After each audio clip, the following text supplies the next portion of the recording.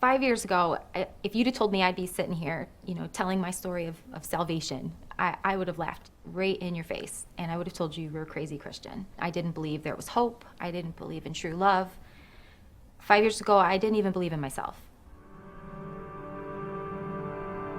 I heard people use the term atheist, and when I decided I knew what that meant, it just was kind of stuck in the back of my mind. Like, I think that's where I fit better than anything. It was more just, there's no such thing as God. Like, if God really cares about people, like all these people say he does, he wouldn't let children starve and cities burn down, and he wouldn't let people get into situations where they hurt each other.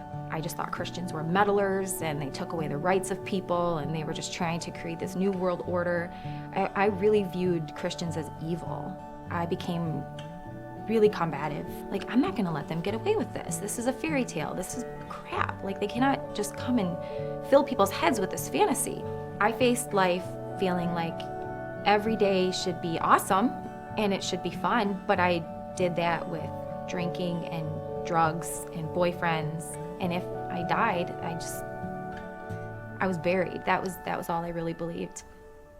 I met my best friend, who happened to be a Christian, through a past relationship. She was the first friend that really started to talk about Christianity in a different way to me. I remember she took her jacket off, and she had this shirt on with bright pink lettering. It said, "Jesus is my homeboy." I was like, isn't that blasphemous? Can you really say that? And she just lived it. I mean, that was about the closest I'd seen to someone really just demonstrating a love for Christ rather than just duty to him. And man, I just remember thinking, like, how am I ever gonna be friends with her if we're so divided on these things? I mean, we had debates. We had heated debates. I really let her have it. I was like, that is the most crazy hogwash I've ever heard. And because I knew her personally, I felt like she really did have my best in mind, that she wanted to break through those hard things with me. And in that time, I met a really awesome guy, and we got close, but probably a little too close, because I got pregnant only a few months after we met. I decided I got to get rid of this problem. I went to a clinic and heard any of the options I had, and that was where a lot started to change. There was this picture this woman handed me, and it was just a dot, but she explained to me that was a baby. I just started to wonder, like, how on earth that was going to become a life. This had to be something bigger than me. Up until then, I had been so snarky to Christians, but I started to lean in a little more and wonder if maybe what they were saying was true.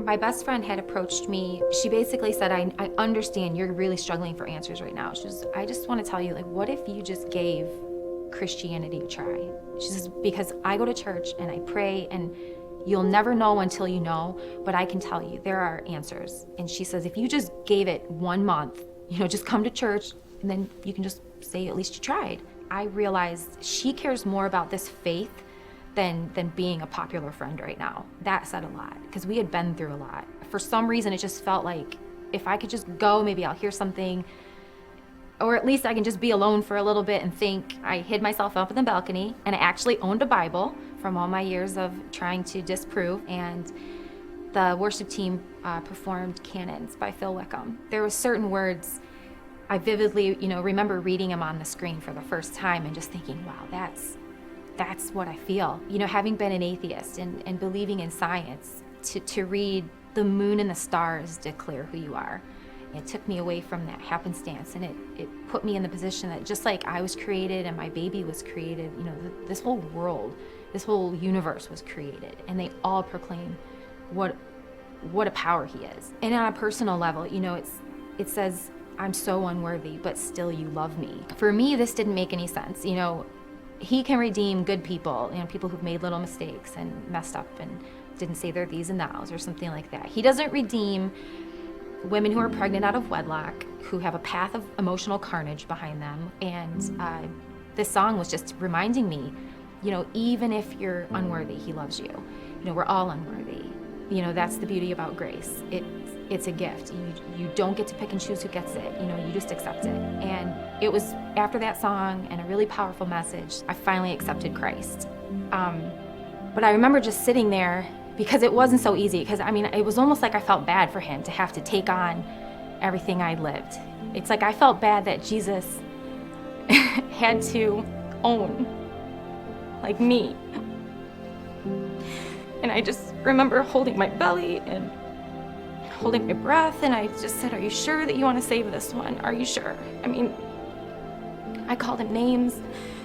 I laughed behind his back. I mocked him in public, and I realized I'm no different than all those people that were right in front of him, as he bled. And if he went for them, he went for me too.